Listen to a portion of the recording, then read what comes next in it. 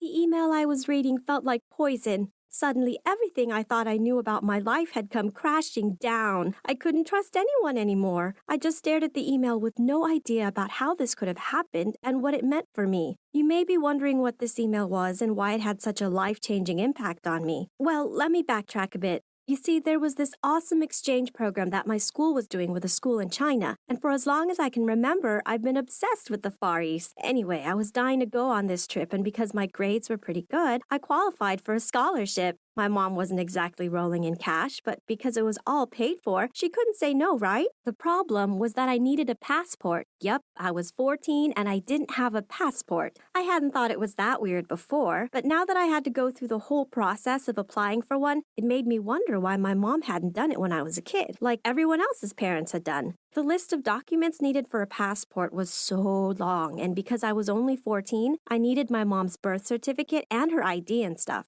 The trip was in a month, so I needed to apply quickly if I wanted to get it in time. Mom was seriously not keen for me to go. She kept saying that I was too young. What if something happened to me? Or what if the plane crashed? She was being so annoying. Why couldn't she just hand over her certificates to me? Why make it so difficult? If I'd had a dad, it would have been a lot easier. I could have just used his ID. But I never knew my dad, and he already died, so that wasn't even an option. I kept begging my mom to let me go, and then one evening, she started sobbing and explained the real reason why I wouldn't be able to go. Her birth certificate had been lost in a fire when she was a young girl, and she'd never applied for a new one. She said it was really tricky to get a new one, and it could take months, and she didn't want to let me down, so she had kept this from me. To be honest, it just seemed so irresponsible to me. It was already bad enough that all the other kids at school teased me about my mom, without adding this to the pile too.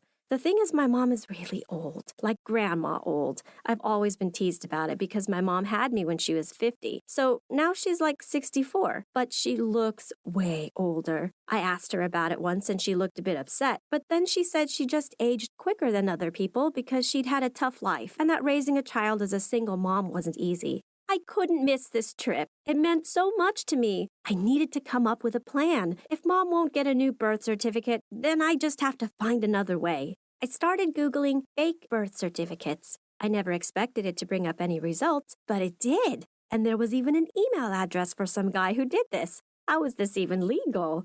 Well, I didn't really care about that. All I wanted was to go on the trip. I decided to email him. I told him what I needed. I sent him Mom's date of birth and the town she was born in. And then I waited. A whole week went by and I heard nothing. I was getting so impatient. And at this rate, my dream of going to China would never happen. I was sitting in the basement one night when my phone lit up. It was the fake certificate guy. He'd emailed back. I could barely contain my excitement as I opened up the email. I saw he'd attached something and I knew it must have been the fake certificate. I clicked on it and waited for it to download. There it was. Yes, I thought. I could easily get my passport now. I went to email him back to say thank you, and that's when I noticed he'd written me an email. I read it and felt my blood run cold. Dear Clarissa, thank you for your email. I'm afraid I don't offer my services to minors, and as you can see, your mom already has a fake birth certificate. In fact, she contacted me about 15 years ago to get one made, so perhaps you should speak to her about it. I hope this doesn't cause any problems. All the best, Mr. Blackthorpe.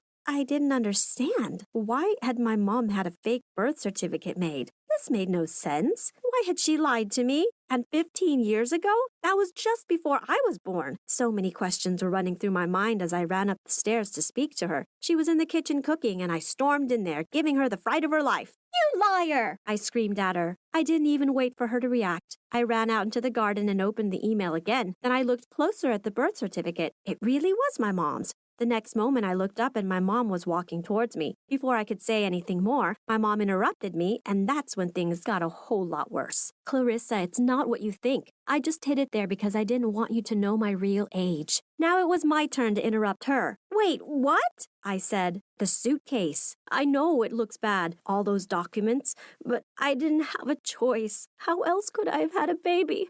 The doctors wouldn't exactly let a 64-year-old give birth.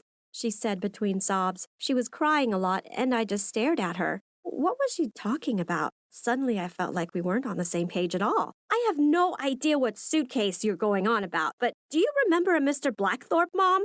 I said, almost spitting my words out in anger. Mom's face went ghostly white, and that's when she realized the mistake she just made. I couldn't even bear to be around her. I started walking away from her, feeling disgusted, and then as I reached the garden gate, I turned around to her and said, "You know what, Mom? You're the most selfish person I've ever met. How could you lie to me all these years? If you had me when you were 64, that means you're 78 now. Do you know how messed up that is? You're even older than all my friends' grandmas. Why wait so long? You should never have even had me." I could hear Mom crying out to me as I walked through the gate, but I didn't care. I needed to get as far away from her as possible. But what she said then sent shivers up my spine. "Clarissa, please. Don't go. I dreamt about having a child like you for 64 years. When you were born, you gave me a reason to keep on living. Without you, I wouldn't have survived this long." I turned around to face her. There were tears running down her cheeks, and she looked so small and frail standing next to the tree. She was 78. This was crazy. "Please let me explain," she begged. If it hadn't been for what she just said, I'd have run away. But the thought of her being so old, it killed me. Then she told me her whole story. Ever since she was a young girl, she dreamt of having a child, but she'd just never met the right guy. The clock was ticking, and one day she woke up and she was 40, and her panic really set in, so she decided to freeze her eggs and wait for a donor to come along. But no donor ever came, and by then it was too late anyway. Menopause had come and gone, and the next thing, she was waking up and it was her 60th birthday. She couldn't take it any longer.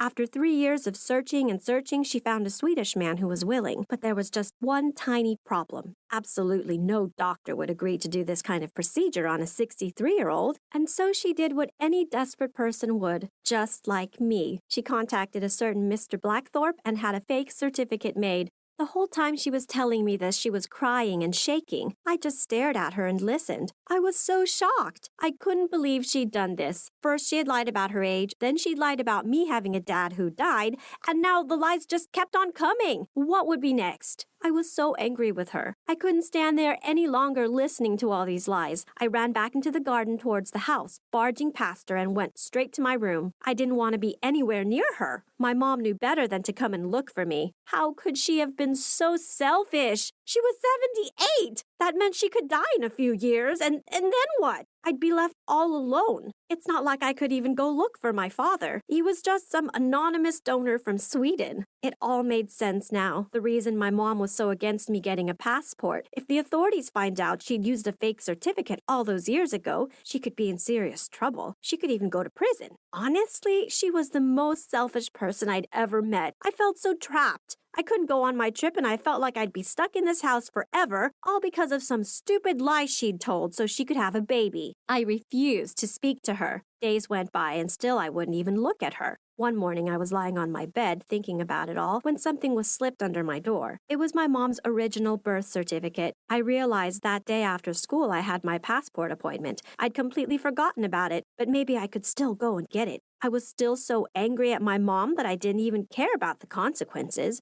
That day at school dragged by. We had a substitute teacher for our literature class, and she really bugged me at first. She was so bubbly and positive, and I just wasn't in the mood for everything she kept saying. She even wrote a quote on the board that said, "Enjoy life while you can. It can be taken in a heartbeat."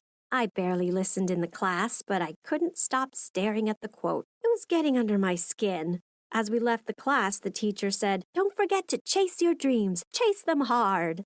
I went to my locker to get my stuff and headed towards the door. It was time for my appointment. I climbed onto my bicycle and suddenly I couldn't even pedal. What was I doing? This wasn't right.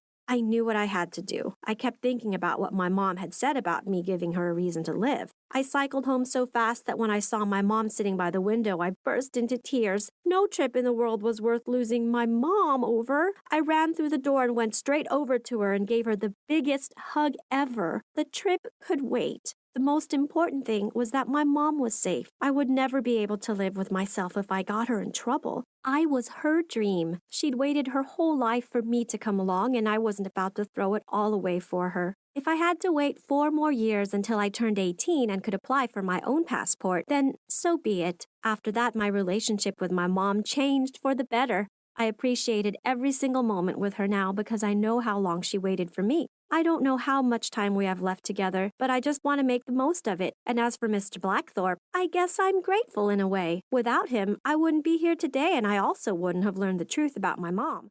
What do you think of my story? Please share your comments below, and don't forget to like this video and subscribe to the channel for more stories.